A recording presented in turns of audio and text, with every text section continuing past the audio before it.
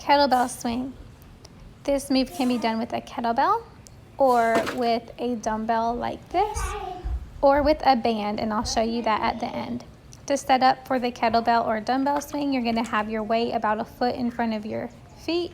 You're going to hinge at the hip, just like a deadlift or Romanian deadlift. So we're pushing our hips back towards the wall behind us. We're not rounding our back and bending. We are hinging at the hip. This is a glute exercise. Mommy. So you are doing most of the work with your glutes and the back of your legs, your hamstrings, not with your back and your arms. So you're going to hinge at the hips, push your hips back towards the wall. On exhale, you're going to powerfully and quickly thrust your hips back forward into the standing upright position, thereby creating momentum to push the dumbbell up. So your arms are not doing any lifting. All of the movement is propelled by your glutes when you snap up from the hip hinge.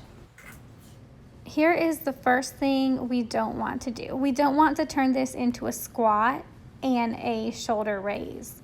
So this is not a squat and your arms are not lifting the weight up. This is a very common mistake that we'll see. Instead of squatting, I want you to get into that hinge position where your torso is more parallel with the ground and your hips are pushed back to the wall. And remember, your arms are just a guide for the dumbbell. Your arms are not lifting the dumbbell.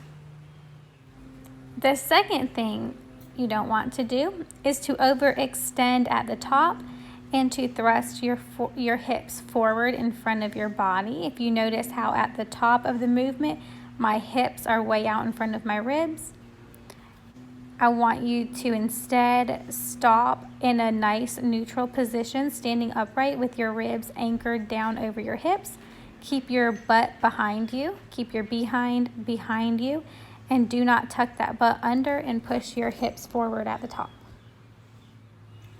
Another thing you don't want to do is to have your back be rounded and your shoulders kind of hunched forward as you swing down. We want to make sure you're keeping that upper back, the shoulder blades locked down and back.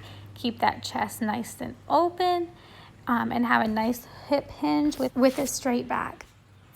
And here is the variation using the band. If you don't have a kettlebell or a dumbbell, you can wrap your band securely over a firm post or something secure that you can attach your band to.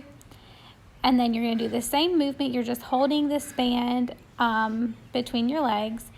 And as you exhale, you're going to hip hinge back and then exhale as you snap back up. All of the same cues as before.